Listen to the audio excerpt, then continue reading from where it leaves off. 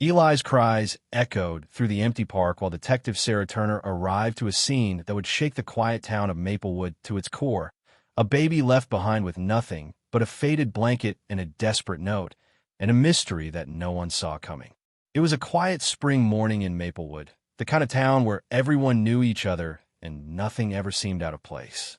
The sun had just begun to rise, spilling soft golden light over the streets and houses, and the air carried the faint scent of blooming flowers from the park at the edge of town. It was the perfect picture of suburban tranquility. But that morning, peace was broken in a way no one could have imagined. A local jogger, someone who ran this same path every morning without fail, noticed something unusual near an old wooden bench tucked beneath a cluster of trees. At first, they thought it was a stray blanket or a forgotten jacket, but as they got closer, the realization hit like a punch in the stomach. It was a baby, wrapped in a faded blue blanket. The infant lay on the ground, shivering slightly in the cool morning air. His tiny fists were clenched, and soft cries escaped his lips, sounding too small and fragile for the vastness of the park.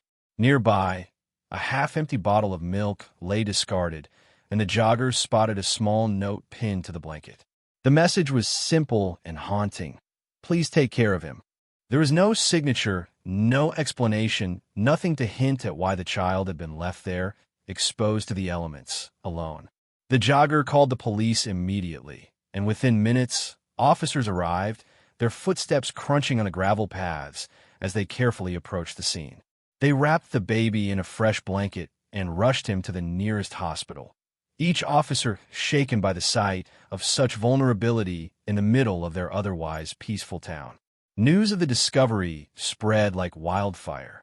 In Maplewood, where headlines were usually about town fairs, school events, or minor accidents, this story sent ripples of fear and curiosity through the community. Residents peeked through their windows and whispered about what could drive someone to abandon a baby in a public park. Parents held their own children a little closer, and strangers who passed each other on the sidewalks shared uneasy glances, silently wondering if something similar could happen to them. The police immediately launched an investigation. They scoured missing persons reports, cross-checked hospital records, and interviewed anyone who might have seen something suspicious the night before. Yet, every lead seemed to evaporate into thin air. No one recognized the baby, and no witnesses came forward with any useful information. Surveillance cameras from nearby streets revealed only a shadowy figure moving through the foggy park just before dawn. The footage was grainy and indistinct, showing a person pushing a stroller and disappearing into the distance, leaving nothing behind but questions. The baby was given a temporary name by the hospital staff, Eli, and placed in the care of child services. Despite his small size and quiet demeanor, Eli had an energy about him, a glimmer of life that seemed to defy the abandonment he had suffered. Nurses marveled at his resilience, but even as they comforted him, the mystery of how he had ended up alone in the park weighed heavily on everyone. Maplewood had been a town of routines and predictability, and Eli's sudden appearance shattered that illusion. Detectives arrived to assess the scene in detail. They examined the blanket, the bottle, and the note, looking for fingerprints, DNA, anything that could lead them to the person who had left it behind. But every trace seemed carefully erased, as if someone had planned this moment with meticulous care. The town, which had once been a sanctuary of calm, now felt watched, as though the shadow of Eli's abandonment stretched over every street and home. By the end of the day, the park returned to quiet. The trees swayed gently in the breeze, the sunlight glimmered off the pond, and life went on for those who had not seen the baby. But for Maplewood, nothing would ever be the same. The cries of a tiny child, wrapped in a blue blanket and left to the world, had awakened a mystery that would haunt the town for months, perhaps years to come. Detective Sarah Turner, assigned to the case, knew this was no ordinary incident.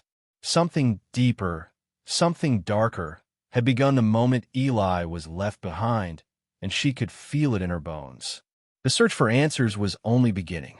Detective Sarah Turner had handled difficult cases before, but the moment she first saw baby Eli, she felt a chill run down her spine. There was something in his wide, innocent eyes, something fragile yet insistent, that made her realize this case was not just about a lost child. It was about fear, desperation, and secrets that someone had gone to great lengths to hide. Turner knew that in Maplewood, a town that prided itself on safety and familiarity, a crime like this would leave a scar that might never heal. The note left with Eli weighed heavily on Turner's mind. It was brief, written in hurried handwriting, yet it carried a weight of urgency and despair.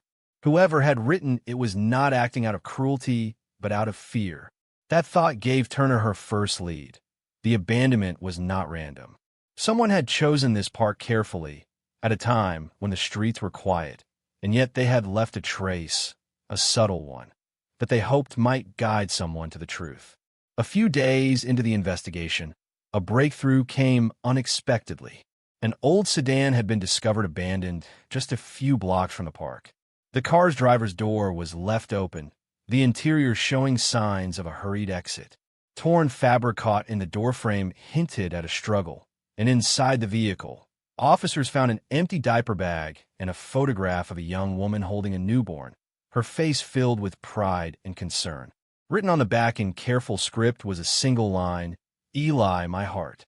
The fingerprints inside the car led Turner to a woman named Laura Bennett, reported missing 2 weeks earlier. Laura had recently moved to Maplewood, renting a modest apartment near the river. Neighbors described her as quiet, reserved, often seen walking with a stroller in the early morning or late evening.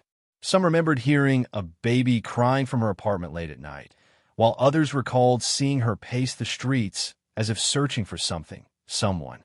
Turner sensed a pattern forming. This was not a woman who had abandoned her child lightly. Something had driven her to a breaking point. Investigators soon searched Laura's apartment. It was immaculate, every item in its place, except for one corner of the living room, the nursery. The crib was empty, but the walls were adorned with paper butterflies, each one marked with a date. Turner counted them carefully. The last date corresponded exactly to the day Eli was found in the park. The room suggested preparation, calculation, and fear. Laura had been planning something, but what and why remained unclear. Social media and local news amplified the story. Residents of Maplewood were desperate for answers, sharing theories and speculating about the woman who had vanished and the baby left behind. Tips poured into the police department, yet many led nowhere. Turner felt the pressure mounting. This was a case the entire town was invested in, but every new lead seemed to twist into confusion. Then came the subtle clues. A missing stroller spotted in a nearby store, traces of Laura's fingerprints on public surfaces, and reports from residents who had glimpsed a woman matching her description in odd places at odd times. Turner began mapping these sightings, searching for patterns. One thread stood out.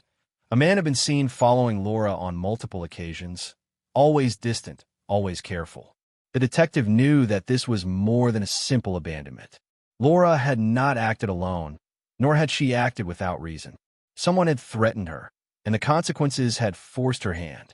Turner's instincts told her that unraveling Laura's story would require delving deep into the woman's past, a past filled with danger, secrets, and connections that stretched far beyond Maplewood. As she looked at Eli, sleeping quietly in a hospital crib, Turner felt the weight of responsibility pressing down. This baby's life was intertwined with mysteries, lies, and fears she was only beginning to understand. And she knew, without a doubt, that discovering the truth about Laura Bennett would be more complicated, more twisted, and far more dangerous than anyone in Maplewood could imagine. The investigation was only beginning, and every answer seemed poised to raise more questions than it solved. Detective Turner dove deeper into Laura Bennett's past, determined to understand the chain of events that had led to Eli being abandoned. Public records revealed that Laura had not always been in Maplewood. Just months before, she had lived in a neighboring town where she had reported a disturbing domestic incident involving her boyfriend, Ryan Hale. Police had investigated at the time, but without sufficient evidence, no charges were filed. Ryan disappeared shortly afterward, leaving behind a trail of unanswered questions. Turner sensed that his sudden absence and Laura's subsequent move were connected. Something had forced her to leave her life behind, and whatever it was, it still haunted her. Turner began tracing Ryan's movements. His last known address led her to a burned-down house, its charred remains barely standing. Neighbors recalled hearing loud arguments in the days before the fire, followed by the smell of smoke that lingered for weeks. In the ashes, investigators discovered a melted bracelet engraved with Laura's name. The message was clear. She had been trying to escape, but the danger had followed her even into a new town. Turner felt a growing sense of urgency. Whoever had threatened Laura was relentless, and Eli's life had been caught in the middle. As a detective studied Laura's life, she uncovered more unsettling details. Months before moving to Maplewood, Laura had taken careful steps to erase her presence in her previous town. She had changed her phone number, removed her digital footprints, and left no forwarding address. Everything pointed to a woman who had planned her disappearance meticulously, and yet, despite these efforts, she had been forced to leave her child behind. Turner realized that Laura's fear had been greater than her ability to keep Eli safe at that moment. A significant breakthrough arrived in the form of surveillance footage from a local gas station near the park. The grainy recording showed Laura entering late at night, buying formulant diapers, her face pale and anxious. She left the store quickly, glancing over her shoulder as if someone was following her. Minutes later, a man in a dark hoodie appeared, moving in the same direction she had taken. Turner's pulse quickened as she watched the video repeatedly, noting every detail. It confirmed her suspicions. Laura had been running from someone, and the threat was close behind. Turner began piecing together the timeline. Laura's meticulous preparation, the sudden abandonment of Eli, the presence of a man following her, all pointed to a high-stakes chase. She considered the possibility that Ryan, despite claims of innocence, had returned to threaten her. Yet, every time she followed a lead on him, it ended in a dead end, making Turner suspect that there was someone else involved, someone from Laura's past she had not anticipated. The detective also examined the paper butterflies in Laura's nursery. Each one had a date and a faint mark in the corner, almost like a code. While Turner could not yet decipher their meaning, she sensed that Laura had been leaving subtle clues, perhaps a way to ensure that if anything happened to her, someone would eventually understand her story. As Turner stared at Eli, sleeping in his hospital crib, she felt a mix of frustration and determination. The case was growing increasingly complex, with new twists emerging every day. Laura's disappearance was not just a mystery. It was a web of fear, strategy, and danger that spanned multiple towns and involved people who would stop at nothing to find her. Turner knew that uncovering the truth about Laura and Eli would take every ounce of her skill, patience, and intuition. The answers were out there, hidden in the shadows of a story far darker than anyone in Maplewood could have imagined. Detective Turner knew the case was reaching a critical point. Every lead she had uncovered pointed to one undeniable truth.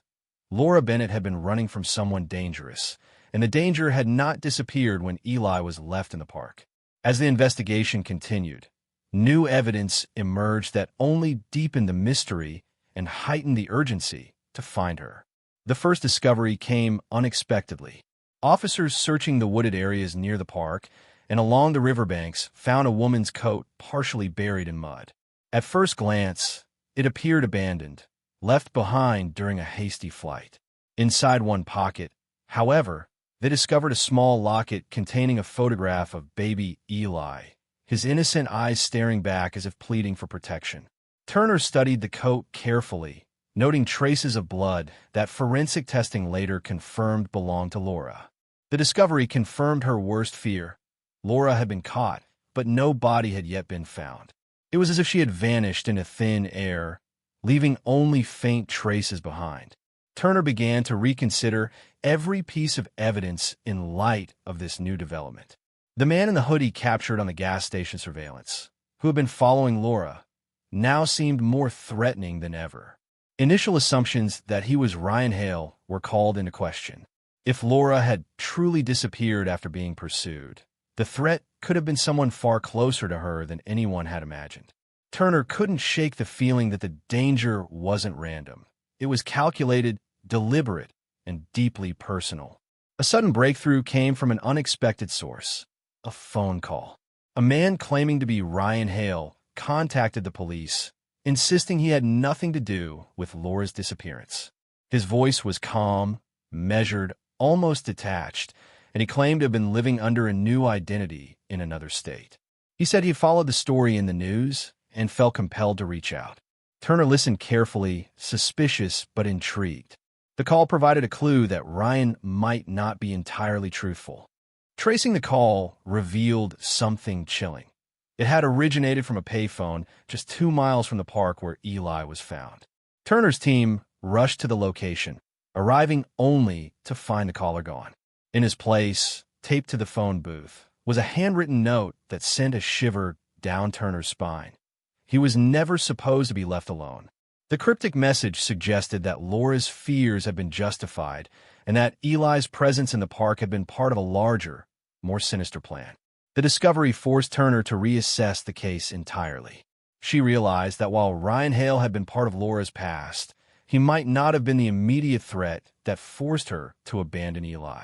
The level of planning and precision involved in the abandonment, the follow-up surveillance, and a mysterious note suggested someone with knowledge of Laura's movements and intentions. Turner considered the possibility that this person had been watching her for months, waiting for the right moment to strike. Turner returned to the nursery in Laura's apartment, scrutinizing the paper butterflies again. This time, she paid attention to details she had previously overlooked: faint numbers and marks in the corners of each date. Could these be coordinates, or perhaps a hidden message left deliberately by Laura? The detective felt the weight of urgency pressing down on her. Every detail, every small clue, could be the key to finding Laura, understanding her story, and finally uncovering the truth behind the chilling events that had led to Eli being left behind. The town of Maplewood remained calm on the surface, but beneath its quiet streets, a tense storm was building.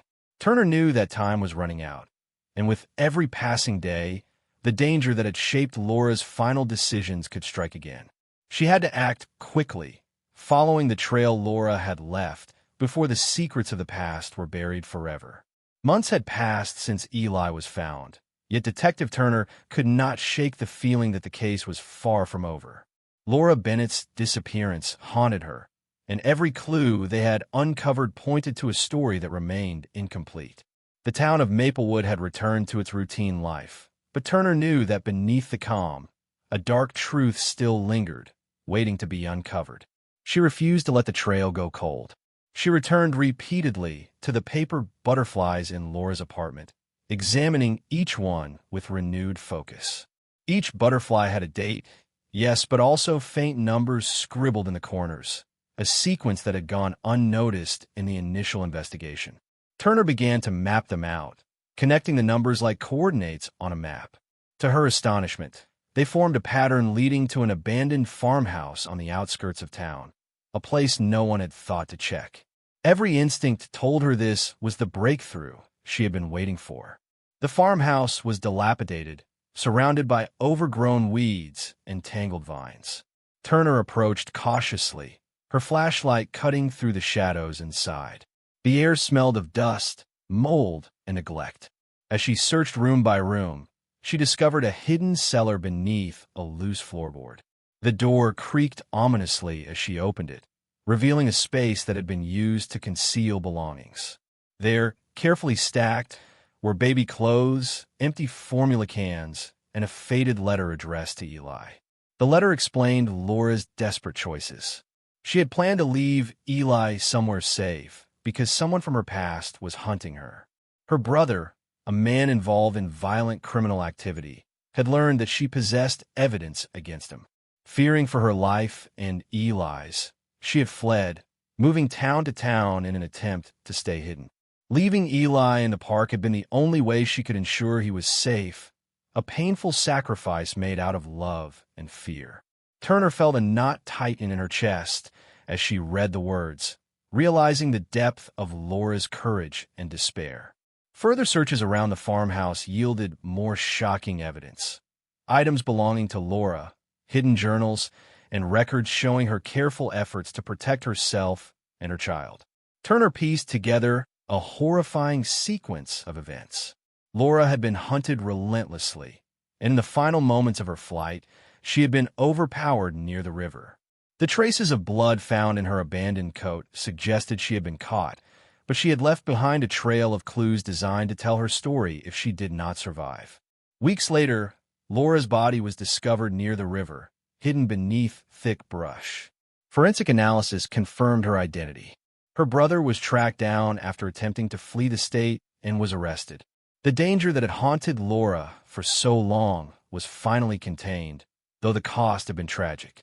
Eli, the baby left behind, was placed in the care of a loving adoptive family, growing up safe, surrounded by the warmth and security his mother had fought so desperately to secure from afar. Years later, Detective Turner visited the park where Eli had been found. He was now a young child, playing freely, unaware of the peril his mother had faced to protect him. Turner watched from a distance, reflecting on the sacrifice and bravery that had defined Laura's final days. In the quiet of Maplewood, where the past once held terror and uncertainty, peace had finally returned. The story of Eli and his mother became a testament to love, sacrifice, and the lengths one parent would go to ensure their child survived, even when the world seemed determined to take everything away. The mystery that began with a baby left alone in a park had ended with truths revealed, justice served, and a life saved. Yet the memory of Laura's struggle lingered in the town, a reminder that sometimes the greatest courage is quiet, unseen, and forever etched in the lives of those left behind.